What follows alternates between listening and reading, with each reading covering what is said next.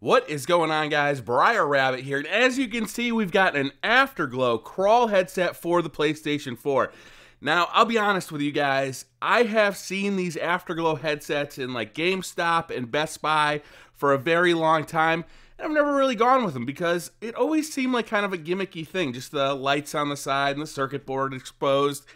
Never really interested me that much, but I started reading comments like, hey, I like my Afterglows, why don't you do a review on those? Stuff like that. So it finally piqued my interest. I decided to pick up a pair of Afterglow wireless headsets, and let's open them up, and then I'll do a full review as soon as we do the unboxing. So let's get into this sucker.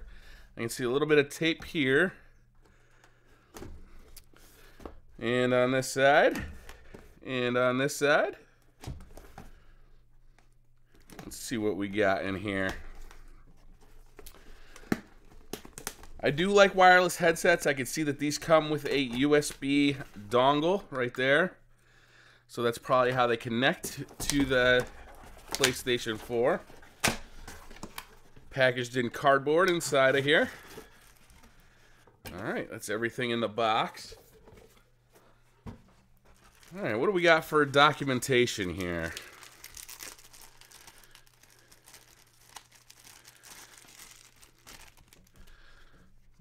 Alright, we got a little sticker there.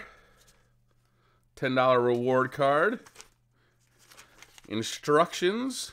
And do not return this product to the store. Alright, looks like we got some cables on the back here.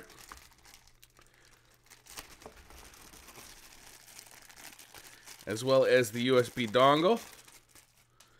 Alright, so the USB stick is really small. We got a 3.5mm male-to-male jack and a USB. I think that's micro USB to regular USB. Probably for charging the headset. Let's open this sucker up, see what this headset looks like.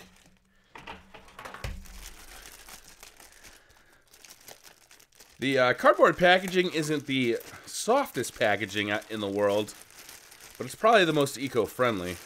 So I'm not upset to see that. Wow, these things are really packaged well here. Let's see here. Let's get all this plastic off so we can take a look at them. A nice, solid feeling headset. And the ear cups are huge. And I'm going to say right off the bat, these are very soft. I like that. Alright, so no rotation here. On the ear cups are not horizontally rotatable. And you're not going to be able to like kind of rest these on your shoulders like you can with some other headsets. The ear cups are big, but there's a lot of foam. You can see there's kind of a oval-shaped opening for the speaker sound to come through. The padding is really soft. How's the padding on the top? The padding on the top is really soft. There's a lot of it. This is kind of like a faux leather. This is kind of a more rubbery feeling. They got a nice feel to them. I'll be honest with you. They're huge. I mean, they're gigantic headphones.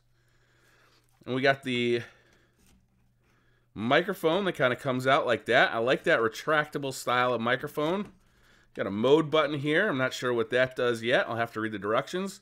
And a volume button. Got a line in here, as well as a USB.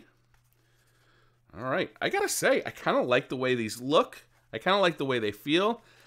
I'm a little suspect that there's no kind of lateral movement in these ear cups. That's going to make fitment an impossible issue. But they look nice, and they feel nice. All right, so let's try them out, and I'll give you guys my full review. All right, guys, I am back, and I'm ready to share with you my review of the PDP Afterglow headset for the PlayStation 4. So I like to do these in 3 parts, essentially. First of all, I'll talk about the comfort of the headset. Second, I will talk about the sound quality of the headset.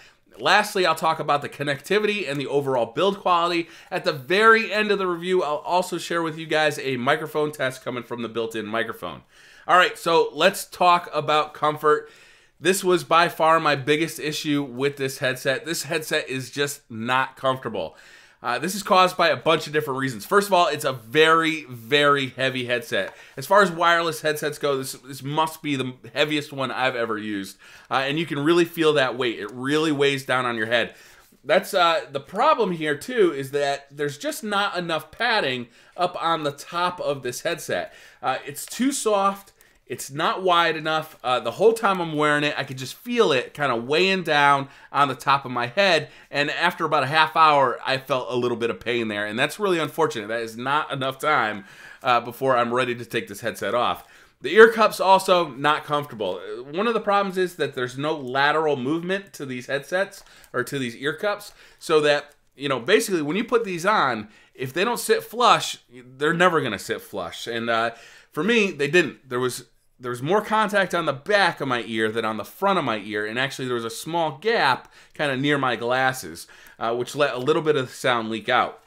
Also, I really don't understand what they did with this ear cup design. As you can see, it's kind of like an ear-shaped hole in the padding, and for me, that hole's not big enough. Now, this is an enormous ear cup. It's huge, so I don't understand why they didn't just kind of cut a circle-shaped hole in this padding to allow it to be an over-the-ear style headphone. For me, these things sat on my ears, and because the headset's so heavy, it's got to have a ton of clamping force to keep it in place while you're moving around. And all that clamping force is sitting directly on my ear. I found I was constantly moving the headset around, trying to make it comfortable. It never worked. So between not enough padding on the top, the weight of the thing, the shape of the ear cup foam, and the fact that there is no lateral movement to these ear cups, the thing was just uncomfortable. And that's really too bad because I was actually really impressed by the sound quality of the headphones. Now, it wasn't perfect. There were some issues with the sound, but overall, for a $100 pair of wireless headphones, these things sounded pretty good. There was plenty of treble, there was plenty of mid-range, the bass was there. Every once in a while, the headset would get overwhelmed by the bass and kind of get muddy in the low end, but for the most part, they sounded great. I did have a couple of connection issues. I played with this headset for multiple hours, and probably 2 or 3 times, the headset seemed to get some interference from the bass unit and would start to kind of get real choppy sounding. Within 10 or 20 seconds, that would fix itself, and I continued to play for the next hour or so unimpeded, but I did want to mention it just in case you guys see it as well. So overall, I'm pretty impressed with the sound quality of this headset at the $100 price range for a wireless headset. You're not going to do too much better. It's really held back just by the comfort of the thing. Next, let's talk about connectivity. So the way this thing hooks up to your PlayStation is there's a very small USB dongle, hooks up to the USB port on your PlayStation 4, and that's basically all you have to do. This thing automatically connects to that. You can pair it if it loses connection, but it works very well. It's a stereo headset, and that, you know, it was a very easy connection to make to your PlayStation 4. Also, it's got an auxiliary port down here on the bottom, so you can use it with, you know, your computer or your with your iPhone or what MP3 player you have, and it sounded good for music. Like again, like kind of toward the low end. If you got super bassy, it would kind of get a little bit overwhelmed, but for the most part, it sounded really good. It's wireless, so that was really fun to use. I did want to talk about the microphone a little bit. As you can see, there's a red light on the microphone. If you hit this mode button, you can see that little mode button kind of right there. That changes the sound profile of the headset itself. Right now it's in bass boost mode. Now it's in normal kind of raw mode. I like the fact that it tells you by changing the color of the indicator on the microphone what mode it's in. It makes it very easy to use that mode button and to really quickly see which mode you're using. And you can actually see that microphone while the headset is on, which is, it's a really cool feature. I like that a lot. The overall build quality of the headset, it's solid. You know, it doesn't feel like it's going to just come apart. I would say it's probably a bit over-engineered, like as far as like how heavy it is. You know, as you can see, it's got these lights on the ear cups. That doesn't really need to be there. It looks cool, according to my wife. I think it's a little, you know, it's a little weird looking. It's just too heavy. That's the problem with it. It's just over-engineered. It doesn't feel like it's going to come apart. It doesn't feel like it's going to break anytime soon. But it's just too heavy. They just need to take some weight off of this thing. Overall, I like this headset except for the comfort. I would use this headset on a daily basis if it wasn't so uncomfortable. I like the sound of it. I like how easy it is to work the controls. You see there's a volume rocker on the back here. It's very easy to find with your fingers.